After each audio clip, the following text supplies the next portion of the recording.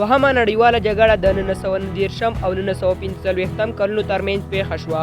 دغه جګړه د بشر په تاریخ کې تر ټولو خونړۍ جګړه وه چې د جاپان، جرمني او ایټالیا تر مشرۍ لاندې د محورو ځواکونو او د شوروي اتحاد، امریکي، برتانیې او فرانسې ترمنځ روانه وه چې د جرمني مشر اډولف هټلر د پراخوالي غوښتنې له امله پیل شوه. په 1919 کال کې جرمني پر پولینډ برید وکړ او له دې سره برتانیې او فرانسې د جرمني پر وړاندې د جنگ اعلان وکړ. جګړه د اروپا، اسیا، افریقا او حتی د آرام سمندر په سیمو کې وغځېده چې سترې ویجاړۍ، نوې وسلې او ستراتیژیکي بدلونونه یې منځته راوړل. عبدالمنان افغان درته یو ځل بیا ښه راغلاست وایي. د 1919 کال د سپټمبر پر اوله جرمني د هټلر په مشرۍ پر پولینډ باندې برید وکړ.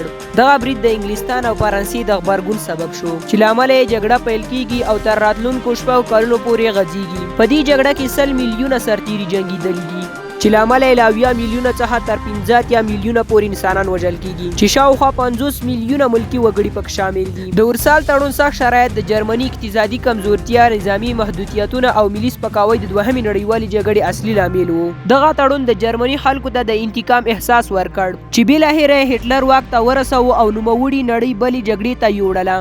دا جګړه چې اوس د ورلډ وار 2 په نوم یادېږي د جرمني، ایټالیا او جاپان د محورو قدرتونو په نوم د برتانیې، شوروي اتحاد، امریکي او د چین پر ضد له 1919 څخه تر 1945 پورې دوام وکړ. په 1933 کال کې هټلر واک ته رسیدو وروسته هغه اقتصادي فشار ته سرمایه ورکړه چې د وال سټریټ له غورځېدو وروسته په ټوله نړۍ کې خپره شوې وه او د جرمني د بې رحمۍ ښکارندویانه یې کوله چې په لومړۍ نړیوالې جګړې کې د جرمني له تسلیمېدو وروسته لاسلیک شوې وه او اعلان یې وکړ چې جرمن یو غوره نسل دی چې د اوسېدو لپاره ځای ته اړتیا لري. خو هټلر د ورسال تړون شرایط مات کړل او د جرمني پوځ بیا رغونه پیل کړه. د جګړې څخه د مخنیوي په هیله فرانسې او برتانیې هټلر ته اجازه ورکړه چې د اتریش سره د متحد کېدو او د چیکوسلواکیا سره د خبرو له لارې د جرمني څخه پراخه کړي مخکې له دې چې ټول هېواد اشغال کړي. دوهم نړیوال جنګ په اروپا کې په 1919 کال د سپټمبر په میاشت کې پیل شو کله چې جرمني له ختیځ څخه د شوروي اتحاد تر یرغل د مخه له لویدیځ څخه پر پولینډ برید وکړ چې برتانیې او فرانسې په جواب کې د جرمني پر وړاندې د برید اعلان وکړ چې د دوی ترمنځ اړیکې نورې هم سره خرابې شوې.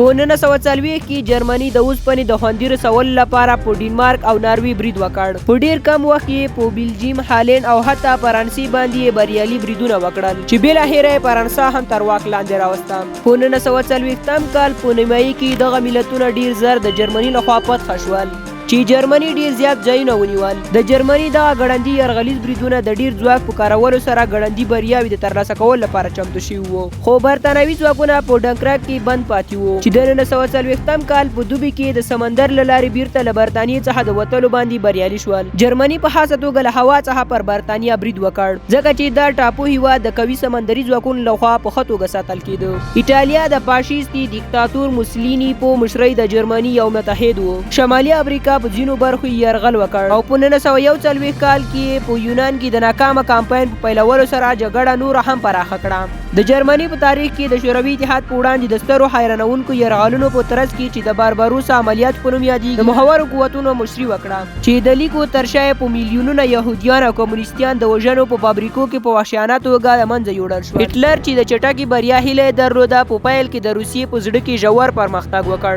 امریکا چې په دې جګړه کې هیڅ ګډون نه درلود خو جاپان په مسلسله توګه هڅه کوله چې جګړې ته داخل کړي.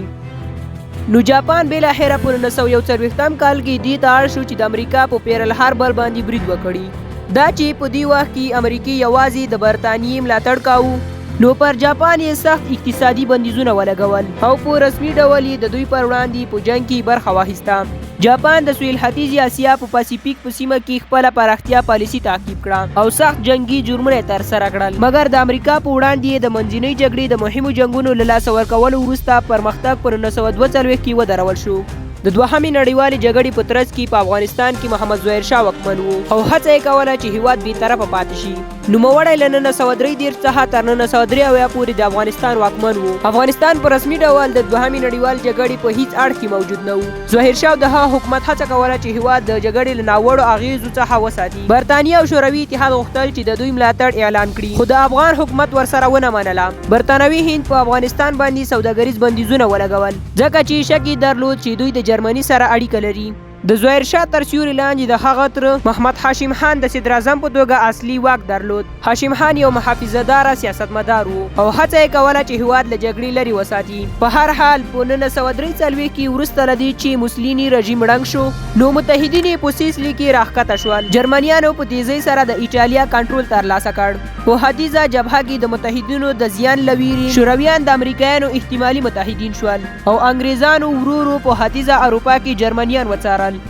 امریکایي، برتانوي او کاناډایي ځواکونو په 1944 کال په جون کې د ډي ډے په نوم یرغل وکړ چې په تاریخ کې تر ټولو لوی سمندري یرغل د نورماندي په سواحلو کې د جرمني د نیول شوي فرانسې د خلاصولو په موخه پیل شو. متحدینو د جرمني پر ښارونو د ستراتیژیکو بمباریو کمپاین ته دوام ورکړ چې بالاخره د 1945 کال تر مې میاشتې پورې د برلین د روسانو یرغل او د هټلر د وژونکې حملې وروسته تسلیم شول.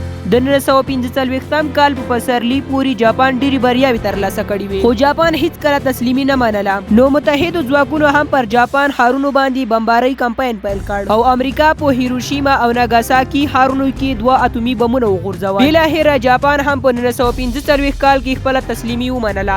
دویمه نړیواله جګړه د انسان تاریخ تر ټولو خونړۍ جګړه وه چې شاوخوا له 15 میلیونه څخه زیات انسانان پکې ووژل شول چې د هغه وخت 3% نفوس یې جوړوو. خو که چېرته دا جګړه نه وای پیښه شوې نو اوس به د انسانانو نفوس تر 10 میلیونه څخه ور خواوی. دا جګړه د اتومي وسلو د استعمال له امله پای ته ورسېده. که چېرته نور دوام یې هم کړی وای نو په لسګونو اتومي بمونه ممکن نور هم غورځول شوي وای او انسانیت به یې له منځه وړی وای. دا جګړه د ورسال تړون له امله پیل شوه او په اتومي بمونو پای ته ورسېده. دا وه ورلډ وار 2 یعنې دوهمه نړیواله جګړه. د معلوماتو له کتلو او اورېدلو مو نړۍ مننه. که مو معلومات خوښ شوي د خپلو دوستانو سره یې هم شریک کړئ.